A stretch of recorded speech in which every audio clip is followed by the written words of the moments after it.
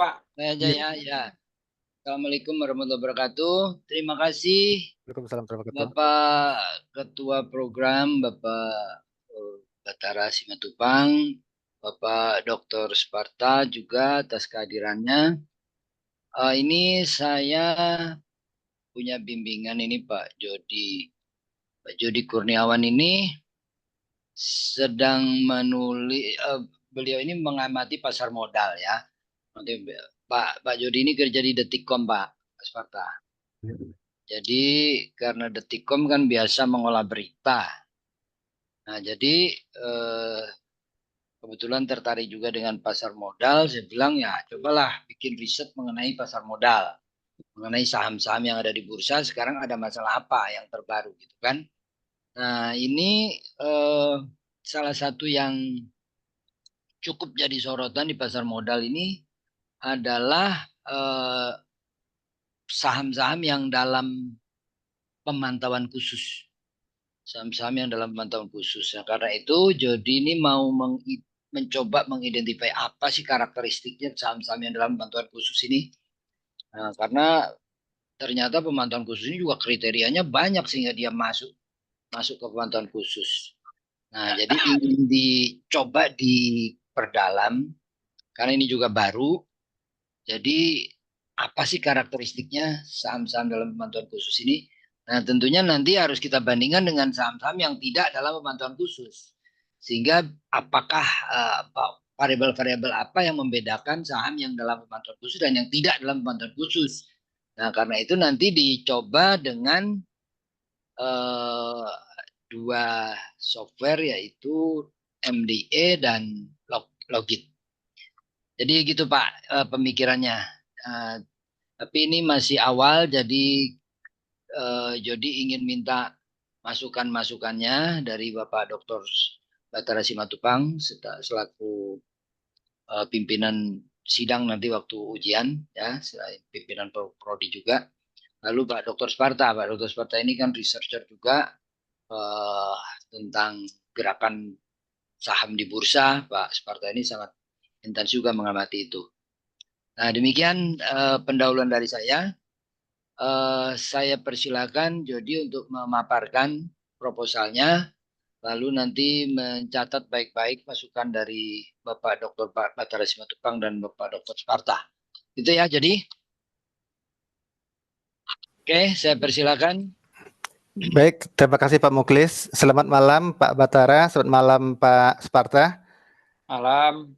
Malam, Pak. Ya, saya izin share screen, Pak. Screen.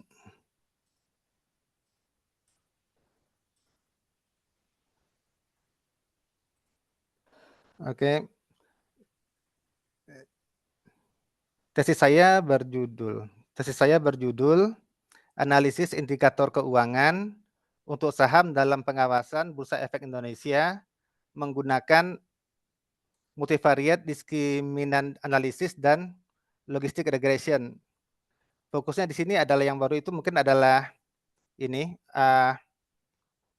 Bursa Efek Indonesia, kalau kita lihat di situsnya punya sebuah papan yang disebut papan pemantauan khusus yang ini adalah sebuah daftar dari saham-saham yang bermasalah.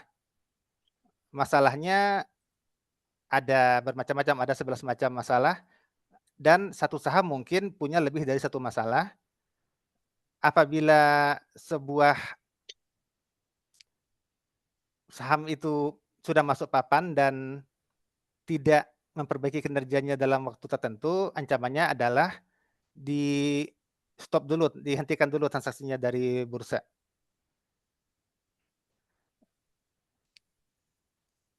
Oke, kita lanjut ke presentasi dulu. Oke. Ini daftar isinya, daftar belakang dan identifikasi masalah, perumusan masalah, tujuan penelitian, manfaat penelitian, variabel independen, kerangka analisis, hipotesis, metodologi penelitian, dan metodologi pengolahan data. Oke.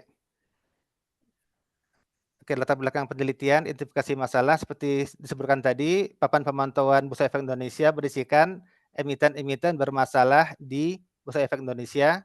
Berada di papan pemantauan khusus itu adalah hal yang merugikan bagi emiten, karena itu adalah seperti peringatan dari bursa kepada mereka bahwa mereka akan terancam suspensi jika tidak bisa memperbaiki kinerjanya.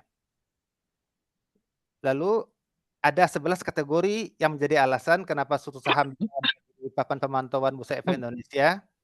Yang akan kita dalami dalam penelitian ini adalah 4 kategori saja.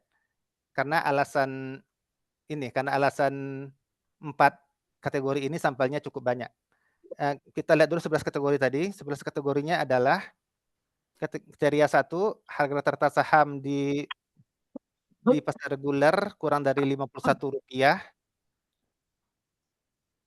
Nilai TT harian kurang dari 5 juta, volume kurang dari 10.000. Artinya ini adalah saham yang sangat murah dan tetap begitu dalam jangka waktu cukup lama. Lalu yang 2, laporan keuangan auditan terakhir, opininya tidak menyatakan pendapat atau disclaimer. Kategori 3, tidak membukukan pendapatan atau tidak ada perubahan pendapatan pada laporan keuangan auditan atau laporan keuangan interim terakhir.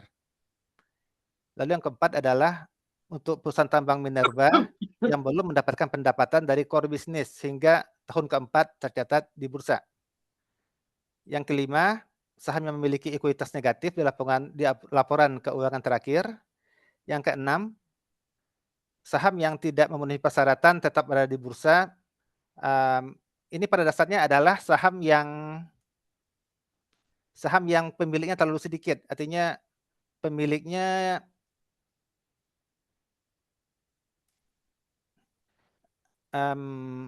pakai sedikit 50 juta, pakai utama pengembangan 5%, 2% tetap utama. Ya. Ya, peraturannya nggak di, kalau peraturannya kita lihat sebenarnya masalahnya adalah pemiliknya itu saham yang dilempar ke bursa itu kurang dari 7,5% dari keseluruhan saham dan pemiliknya itu kurang dari 300 entitas. Jadi sahamnya kayak terlampau dikuasai oleh pihak tertentu gitu. Oke, kriteria 7, memiliki likuiditas rendah. Ini saham-saham yang jarang-jarang ditransaksikan.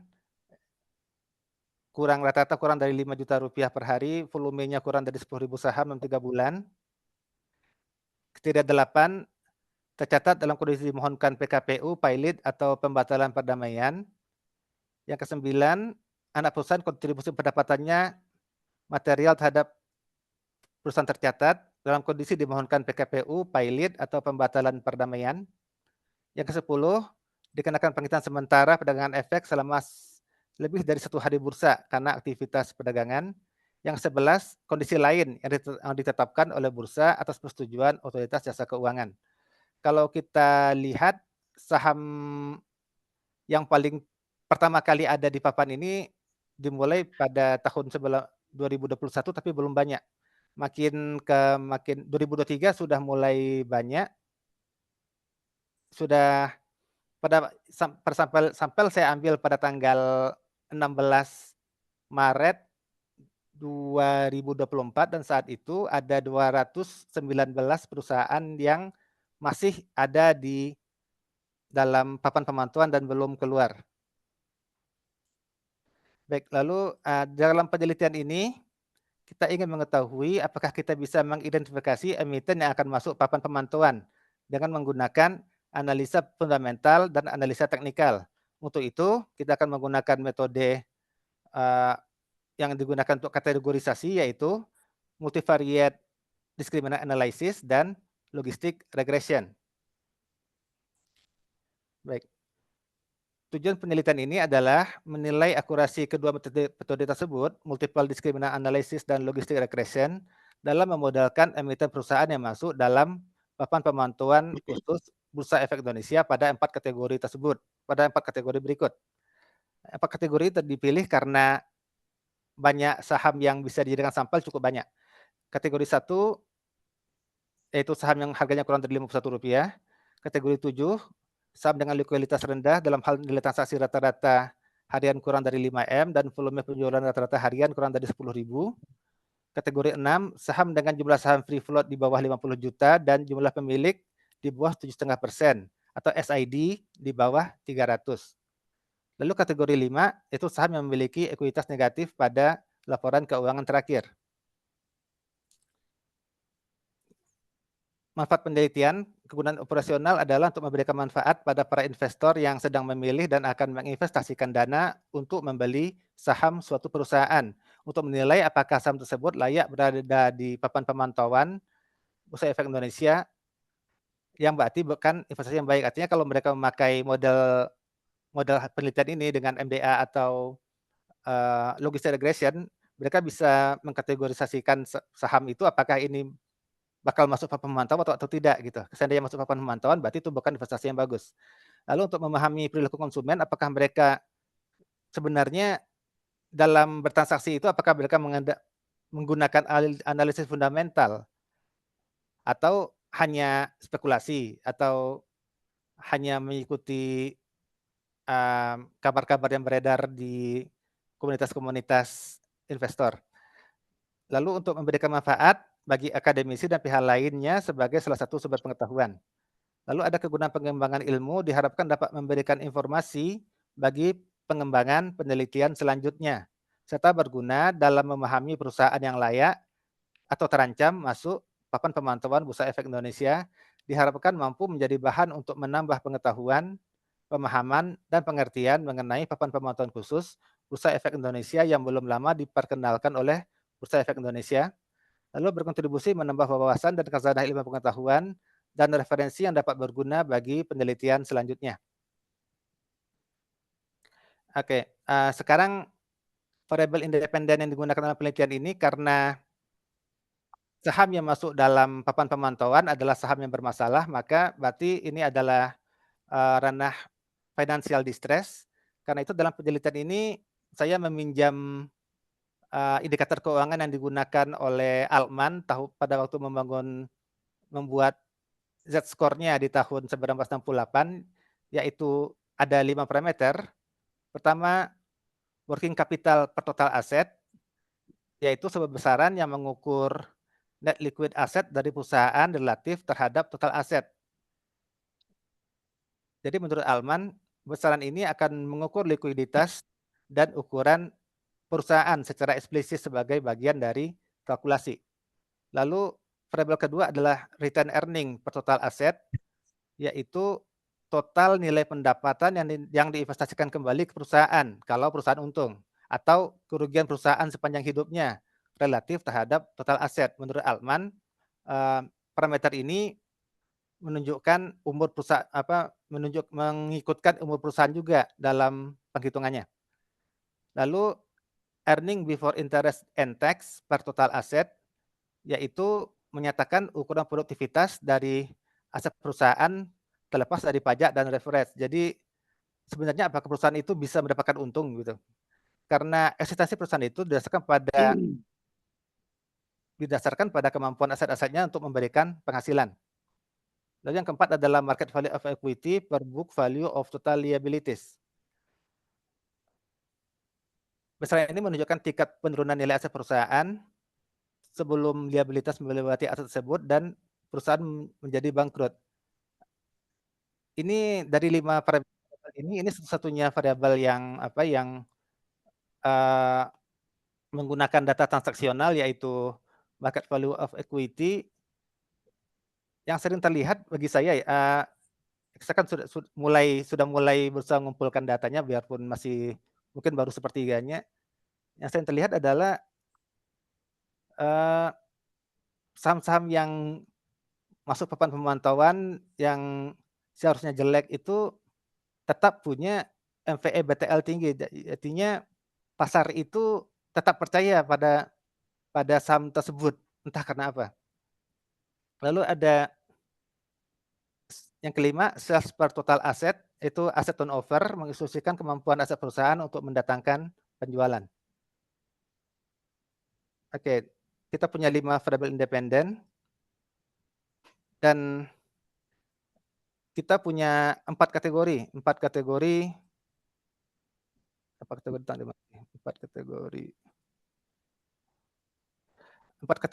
itu dipilih karena sampelnya banyak, kategori 1 ini punya 112 saham, kategori 7 95 saham, kategori 6 75 saham, dan kategori ini kategori 765, ini kategori 5 47 saham. Artinya 4 kategori ini bisa kita analisis secara kuantitatif karena karena jumlah sampelnya mencukupi, gitu. Jadi kita punya 5 variabel independen, wota, reta, EBITDA, lalu kita punya 4 kategori yang 1, 7, 6, dan 5. Ini akan menjadi 4 penelitian terpisah.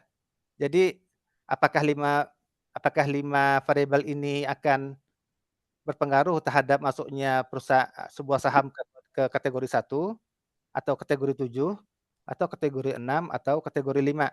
Untuk algoritmanya kita menggunakan multivariate discriminant analysis dan logistic regression.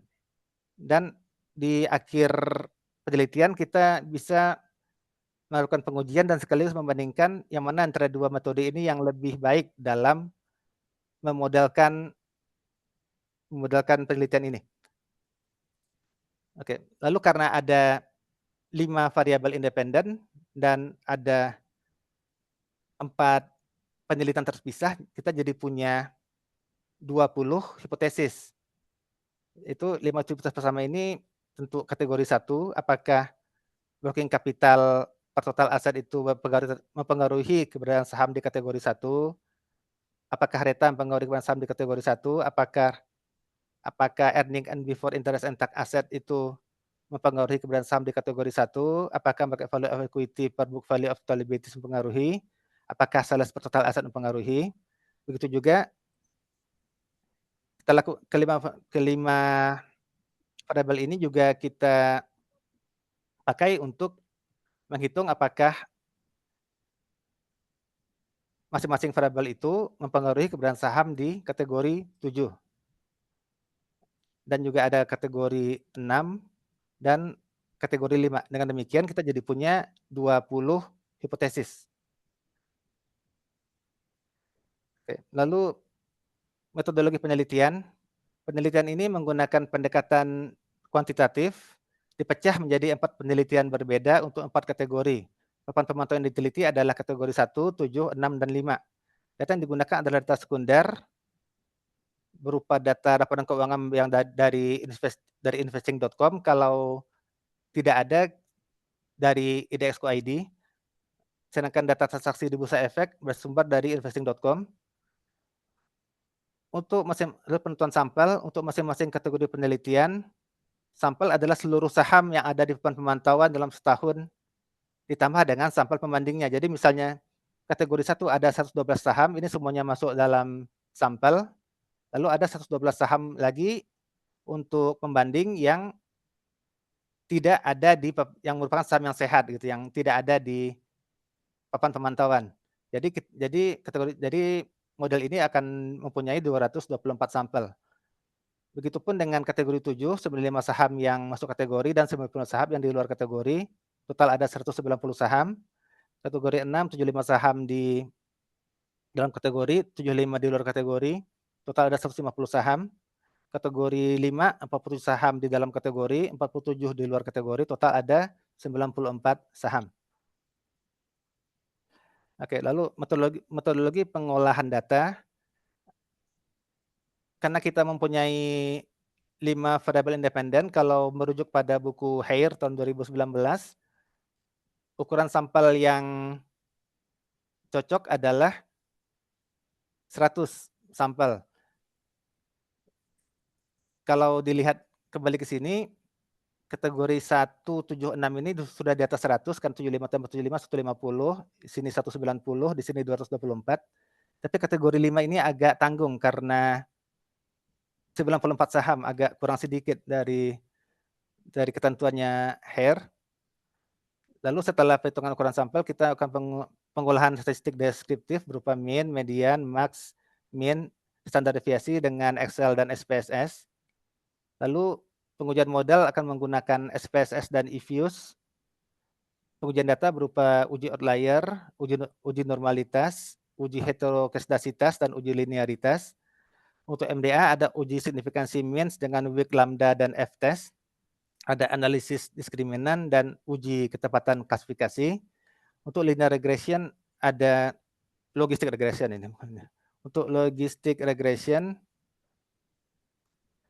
ada uji kelayakan model, ada overall model fit, ada uji koefisien regresi, dan ada uji ketepatan klasifikasi. Lalu pada tahap keempat, dilakukan pengujian hipotesis untuk melihat tingkat signifikansinya, lalu dilakukan pembahasan, dan dari situ diambil kesimpulan dan saran. Ini adalah referensi yang digunakan dalam penelitian ini. Sekian, terima kasih. Ya, terima kasih. Jadi ini tentunya masih berupa proposal sehingga kami sangat mengharapkan masukan pada apa saja ya, misalnya apakah ada masalah metodologi atau masalah topik atau masalah apa yang bisa kami jadikan perbaikan untuk kelanjutan tesis ini. Kami persilahkan Pak Sparta dulu, gimana Pak Batara? Ya, silakan Pak. Silakan Pak Sparta dulu Pak.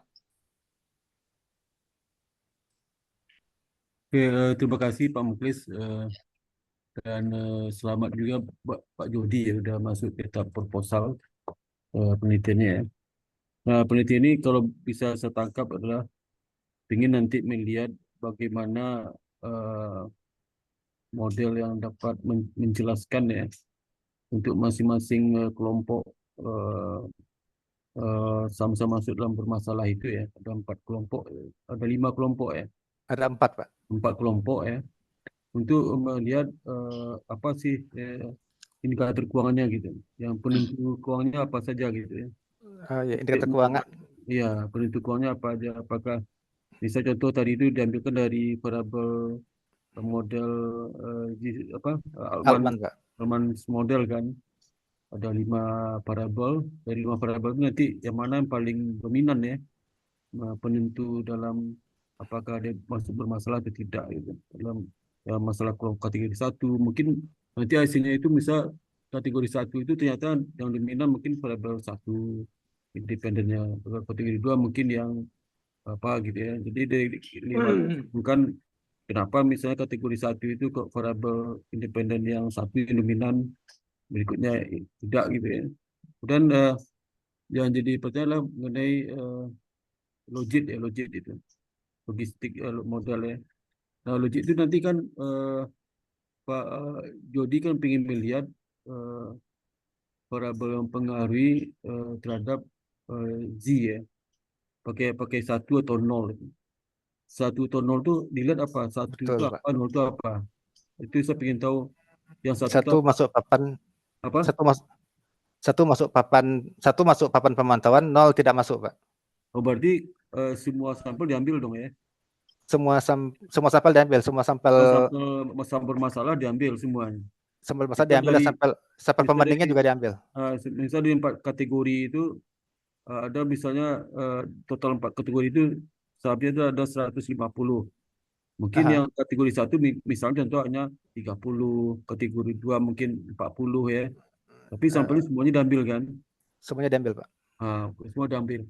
Nanti berarti Z-nya itu kalau misalnya berarti ada 4 model kan, 4 persamaan logistik ya. Bisa kalau persamaan pertama, kategori pertama 1 masuk itu yang misalnya bukan gitu ya. Saya bukan berarti saya masuk ke kategori 2, 3, 4 gitu ya. Itu maksudnya. Iya, Pak. Jadi nanti dilihat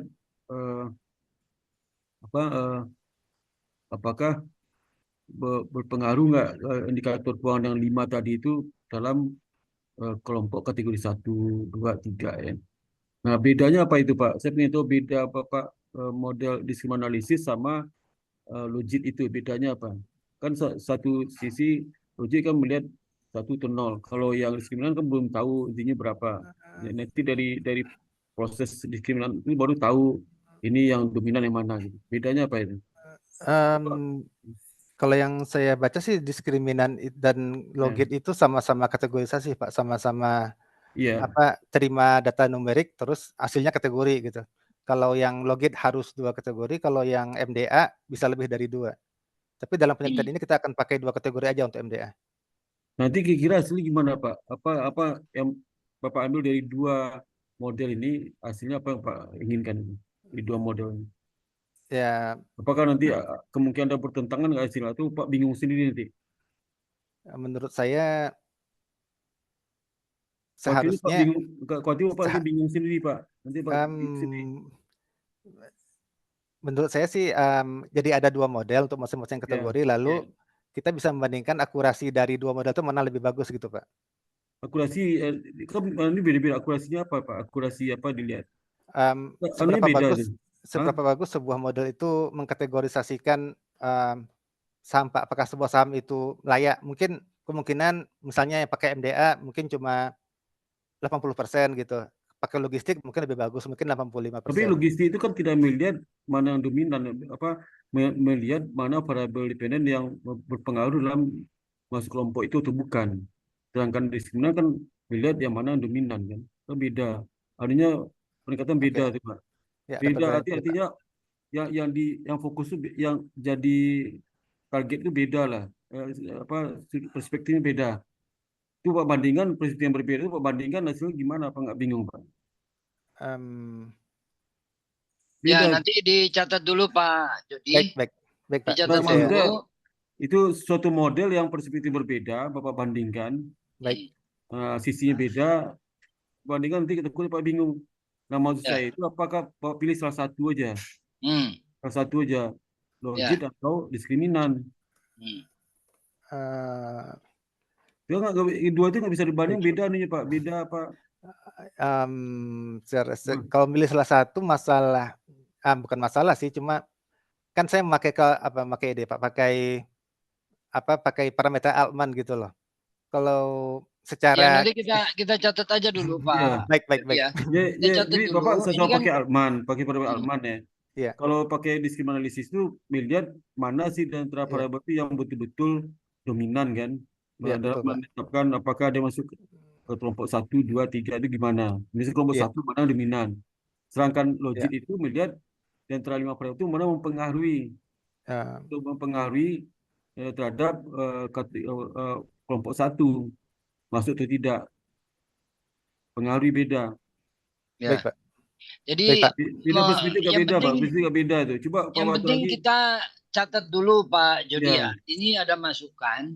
Kalau Iya, kita menggunakan 2 metode, nanti kesimpulannya beda, apa yang kita lakukan gitu kan? ya betul. Ya, baik, Pak. jadi kita catat dulu karena memang ini Bisa kan kesimpulannya beda ya? Oke. tadinya kan Atman itu kan dipakai untuk memprediksi kebangkrutan. Jadi dia melakukan Ya, dua kali sampel Pak. iya. Sampel untuk penentuan model sama sampel untuk menguji ketepatan model. Nah, Iya kalau betul ini kan betul. tidak, kalau ini Ya, tidak. Makanya Oh, dia baik, penelitian-penelitian. Oh ya, nanti dicari aja penelitian-penelitian sebelumnya yang metodologinya kira-kira seperti ini, Pak Jody. eee, Nanti apakah untuk menjawab pertanyaan Pak Sparta tadi, gimana kalau ya, ternyata menghasilkan yang berbeda, terus apa yang kita lakukan gitu loh. Jadi dicatat dulu Pak Jody. baik, Catat Pak. dulu masukannya tentang penggunaan 2 model ini gitu ya. ya, Nanti bagaimana hasilnya. Kalau menurut saya mungkin begini Pak. Mungkin ini Pak ya. Mungkin misalnya dengan MDA misalnya ada dengan MDA itu ada misalnya 3 variabel ini loh yang berpengaruh terhadap yang bisa membedakan sampel yang masuk kategori dalam pantauan atau tidak. Misalnya kategorinya misalnya apa tadi working capital, kemudian Return earning, Pak.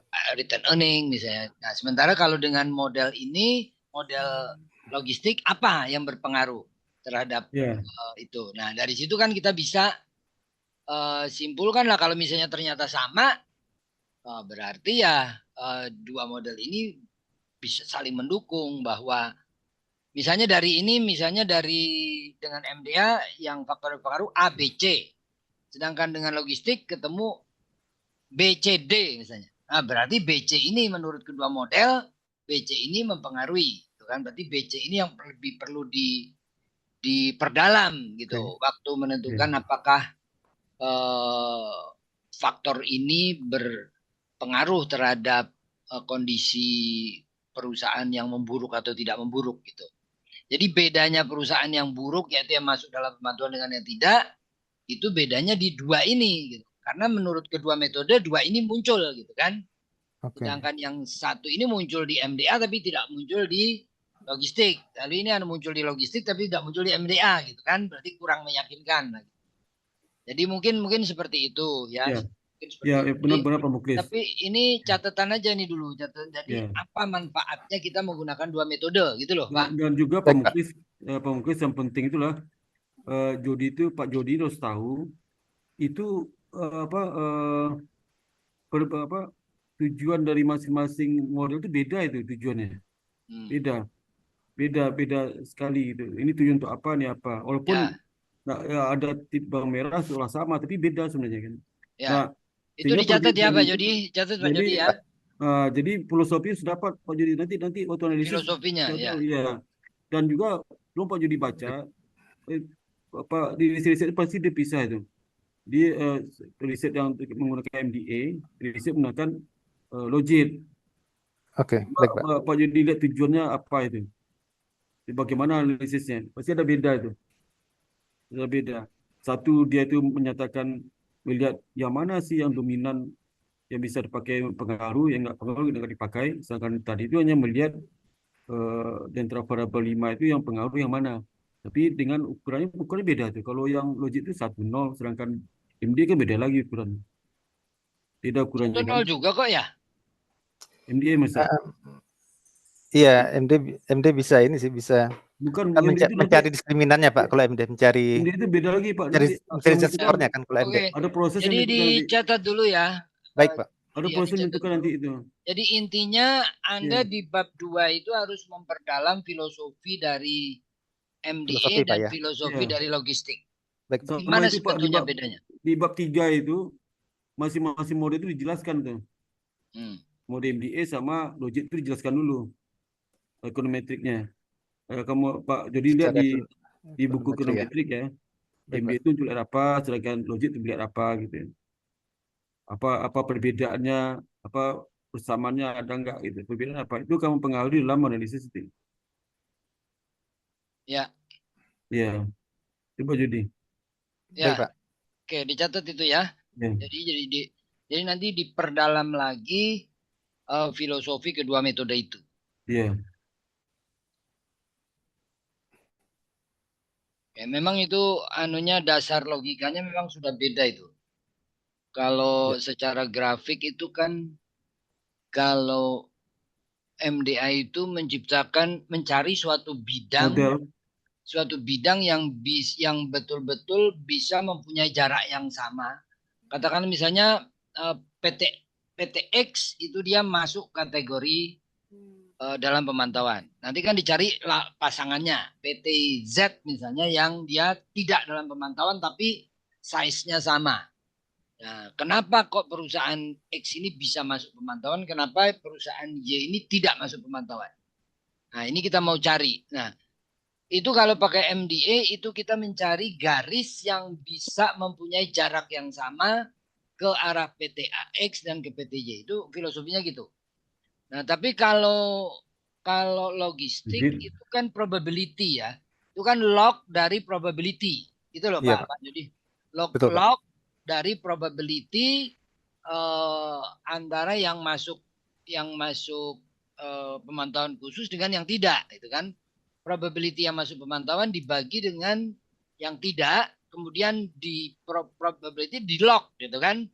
Nah, itulah bedanya di situ. Jadi logistic regression itu ya regresi apakah X berpengaruh ke Y dan Y-nya itu adalah 0,1 gitu kan. Nah, tapi kalau MDA itu mencari bidang yang mempunyai jarak yang sama ke perusahaan yang masuk dan yang tidak masuk pemantauan. Nah, itu filosofinya itu diperdalam, dibaca lagi bukunya selain ekonometri juga buku multivariate analisis itu biasanya Pak, kalau saya dulu Baik, Pak. Hair ya, Hair. Air. Hair itu Tapi- kalau nggak salah di dua bab yang berdekatan itu antara MDA Pak. dan logistik. Bab 7 bab 8, Pak. Bab 7 bab 8 ya, bab 7 Iya. tentang MDA, bab 8 tentang Logistik. logistik. Nah, jadi artinya itu kan memang kedua-duanya itu sering dipakai. Nah, itu filosofinya diperdalam benar Pak Jody ya. Baik, Pak. Apa sih bedanya yang di chapter Ya, 7 dengan karena intinya Pak secara umum dua model itu hanya umumnya ya, hanya untuk mengetahui faktor-faktor yang mempengaruhi itu Ya. penentu kategori itu umumnya seperti itu. ya. Cuma ada mereka MDL, bertahan logit, itu ada bedanya gimana. Jadi kalau Itu Bapak dibaca Jody, lagi Pak Jody. temukan hasilnya, hati-hati itu dalam membandingkan itu komparasinya itu, Pak Jody. Baik, Pak Suparno. Ya, supaya lebih paham lagi lah Iya. konsep teorinya. Terus nanti Untuk juga dalam metodologi. hasil itu begitu apa dapat hasilnya kaitan dengan peraturan yang ada, udah matching belum peraturannya. Bisa peraturan yang di pusat Bapepam itu yang menyatakan masuk kategori ini dipakai nggak variabel itu sebagai indikator? Itu Pak Jody. Baik, Pak. Ya. Ya, jangan-jangan nggak ada hubungannya Bapak pakai indikator pakai apa Manjiscore tapi di ketentuan regulasi nggak ada hubungan itu. Lain lagi adanya rasio yang digunakan penentunya itu misalnya Bapepam tuh wah ini masuk apakah masuk kategori 1 2 3 atau masuk papan itu atau tidak. Itu ada indikatornya. Jangan indikatornya nggak mirip apa nggak persis sama sekali Manjiscore itu variabel itu.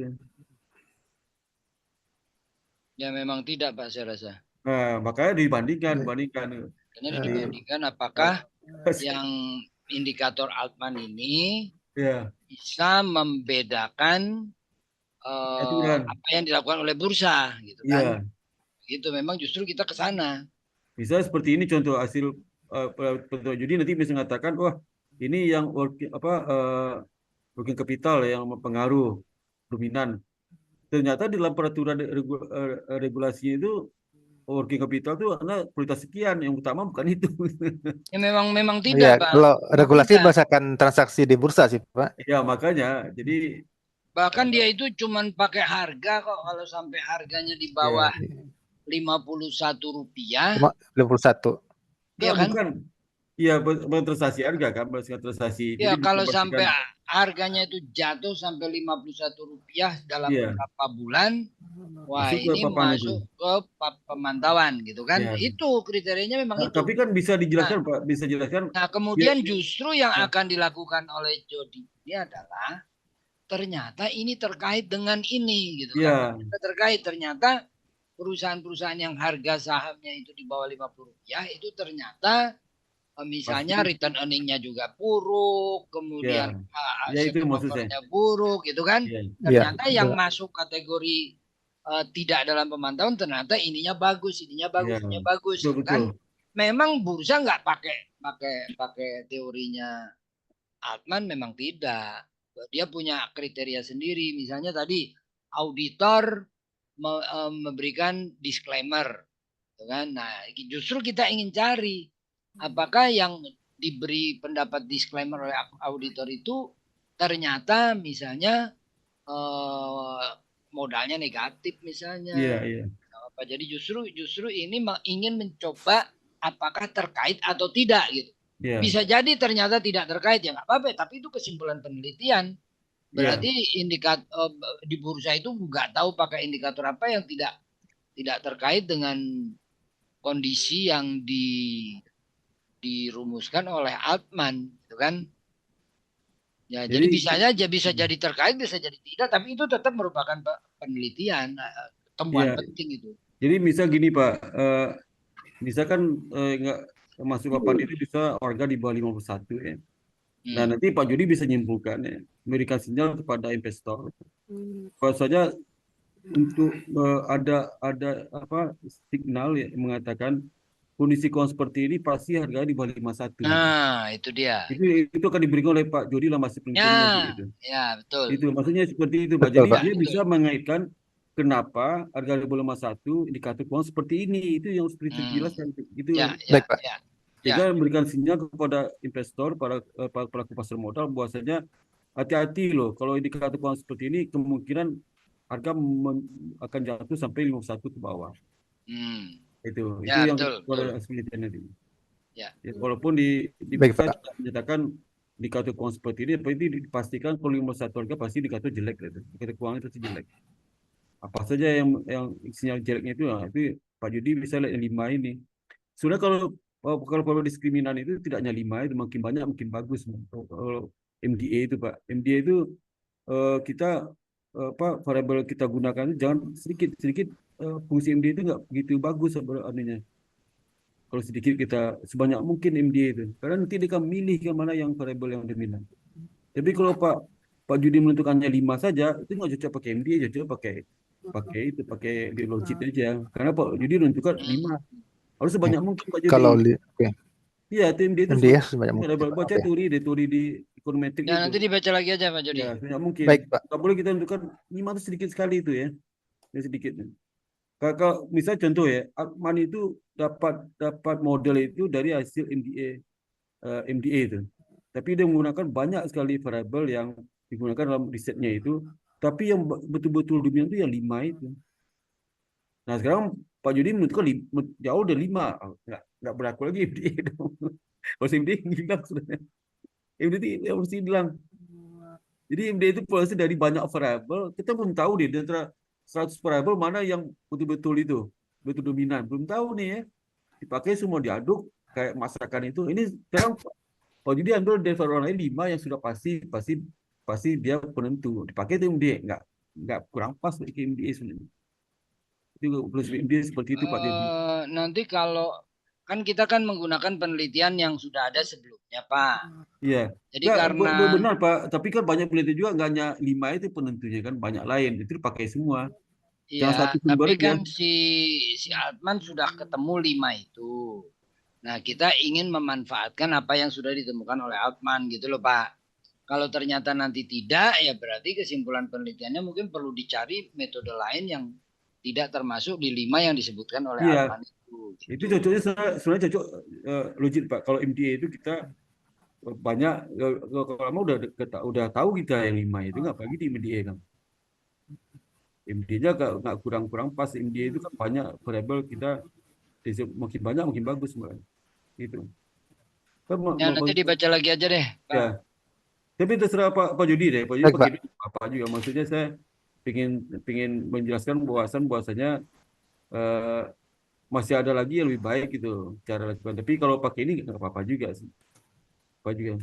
Ya, nanti dibaca lagi aja Pak, Baik, Jody, teorinya. Udah bagus kok, udah bagus ya. Nanti jadi bandingan aja. Ya, itu aja Pak Muklis. Ya, terima kasih. Ya. Udah saya catat nih. Jadi yang penting intinya harus diperdalam lagi. Iya. Sampai ngerti banget apa sih filosofinya MDA, apa sih filosofinya logit. Karena logikanya tuh beda. Kalau MDA itu nggak pakai probability tuh. Ya kan? Dia justru linear itu. Multiple discriminant analysis dengan linear. Dia mau mencari garis yang mempunyai jarak yang sama ke perusahaan yang masuk kategori dalam pemantauan dan tidak, kan? Jadi dia pendekatannya bukan probability. Tapi kalau logistik itu pakai probability. Jadi P dari gitu ya, probability. Jadi filosofinya dipahami dulu nanti Pak Jody. Pahami dulu sampai ngerti. Baik, Pak. Sehingga nanti waktu menganalisis lebih enak karena udah paham benar apa ininya. Itu catatannya itu dari Pak Sparta ya. Pahami betul filosofi. Baik, Pak. Perbedaan filosofi kedua Pahami betul. Ya, itu aja tuh ya. Ya, jadi oke. Baik, terima kasih ya Baik, Pak Pak. Sparta. Ya, Terima kasih Pak Sparta. Itu Terima kasih Pak Sparta. PR-nya Jody tuh ya diperdalam betul sampai paham betul. Oke, kemudian berarti kita minta pendapat Pak Batara. Pak Dr. Batara, silakan Bapak. Baik Pak, terima kasih Pak Dr. Muklis juga Pak Dr. Sparta. Izin saya share dulu ya. Share. Berarti jadi udah dimatiin dulu share-nya tuh. Udah, Pak. Udah ya. Oke ya, udah kelihatan ya, Bro Yodi? Ya. Udah, Pak. Ya. Sudah, Pak. Oke, jadi mungkin saya mau mengkonfirmasi dulu ya. Ini hasil dari MDA ini, kemudian dilakukan analisis logistik ini. Itu dua metode berbeda, Pak. Iya, Dan dua maksud saya begini, hasil dari MDA, output risetnya itu, mana yang dominan antar satu variabel dependen sama independennya, kemudian diuji lagi di logistik regression ini. rencana awalnya sih sampel yang sama diuji terhadap dua metode itu, Pak, terhadap MDA dan logistik. Ini karena gini, ada dua perbedaan yang mendasar. Kalau MDA ini kan kita memprediksi kebangkrutan. Kemudian apa variabelnya yang dominan. Sedangkan logistik ini kan kita meneliti ya untuk melihat data itu sebagai faktor prediktif. Ya, jadi antara satu variabel dependen dengan variabel independennya kita akan melihat itu untuk memprediktif apa dampak daripada atau bagaimana prediktif terhadap tadi papan skor dan sebagainya itu. Jadi ini adalah metode MDA-nya dulu, baru logistiknya. Tidak menjadi Anda memilih dua metode yang berbeda, karena ini tidak apple to apple. Satu bicara faktor-faktor kebangkrutan, yang satu bicara prediktif terhadap variabel apa yang mempengaruhi ke depan. Jadi kalau ibaratnya kita katakanlah sebenarnya kan analisis ini merupakan asumsi multivariat normal, distribusi tidak dapat terpenuhi. Sehingga dimodelkanlah hubungan antar dua variabel itu, ya independen dan variabel dependen. Itulah yang kita gunakan namanya regresi logistik.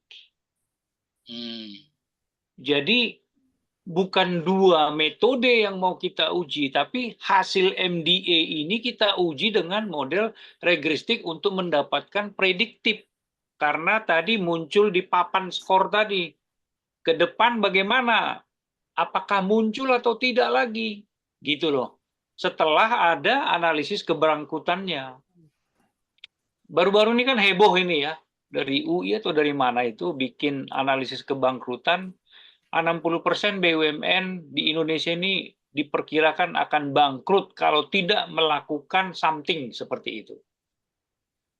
Nah, jadi kalau di sini saya melihatnya, ya ini kita lakukan dulu MDA-nya, baru kita uji untuk mencari prediktif implikasinya. Ya, itu dicatat, Pak. Jadi, baik, Pak. Ya, jadi seperti itu. Masukan dari Pak Dr. Batara Simatupang. Jadi ada dua langkah tadi ya. Langkah 1 dan langkah 2. Kalau kita kan bareng tadinya ya. Nah, tapi ini ada masukan dari Pak Dr. Batara. Langkah 1 ini logistik dulu tadi apa ya? Kita MDA-nya dulu Pak. Atman Z-score kan ini. Ini sebenarnya kan teori Z-score Pak. Tadi bisa 5, bisa 6. Kalau saya melihat itu ada yang 6, ada yang 5. Tergantung nanti rasio mana yang kita mau pilih, dengan argumen apa kita memilih. Tadi kan Pak Sparta bilang ini bisa lebih. Iya, tapi kita mengargumenkannya. Kenapa variabel itu kita masukkan di dalam perhitungan Z-score tadi, Atman tadi, MDA. Karena di situ ada yang 5, ada yang 6. Ya, tinggal nanti coba terminologinya dipaskan dulu. Supaya nanti kenapa harus milih 5, kenapa harus milih 6. Ya, karena menyangkut penggunaan rasionya. Nanti dilihat nanti di MDA-nya. Ya, itu pasti ada. Tadi saya ngeceknya ada. Ya. Kemudian saya hanya ini ya. Jadi ibaratnya seperti ini. Sebentar ya, ini saya.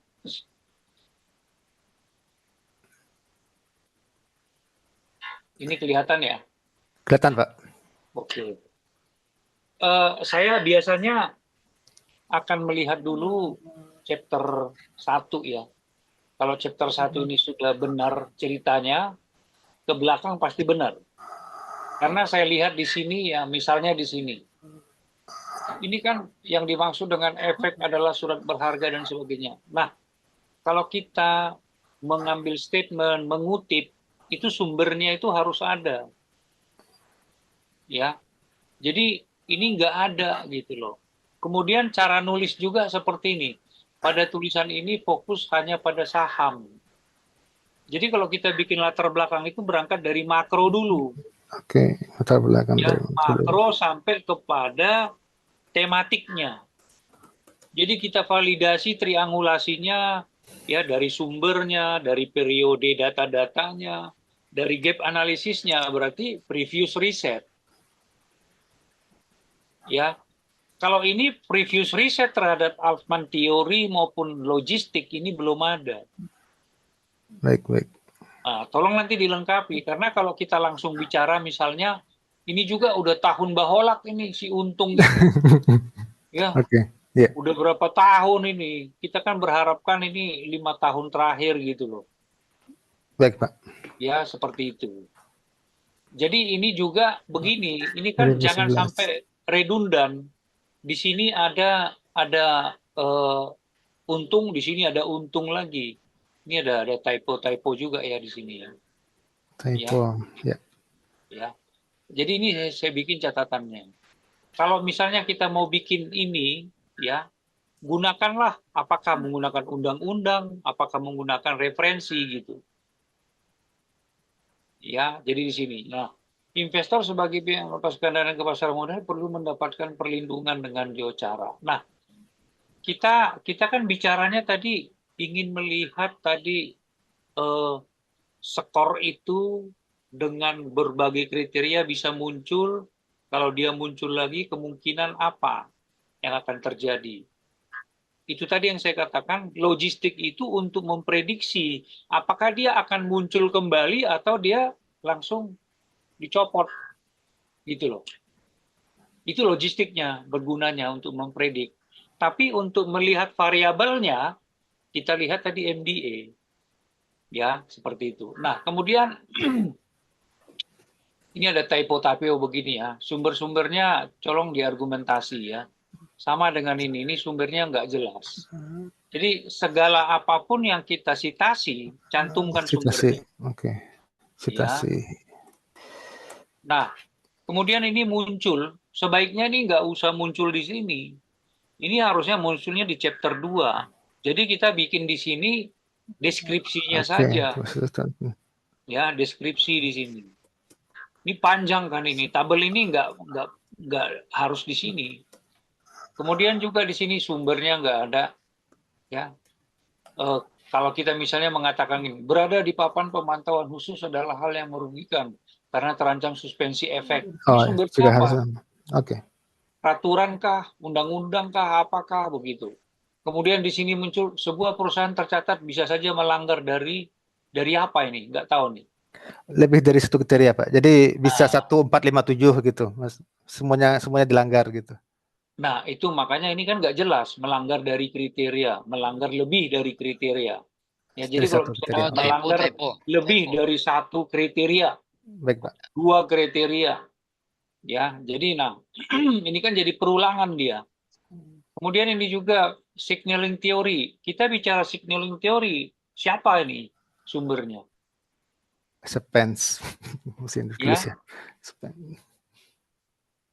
Seperti itu ya. Baik, Pak.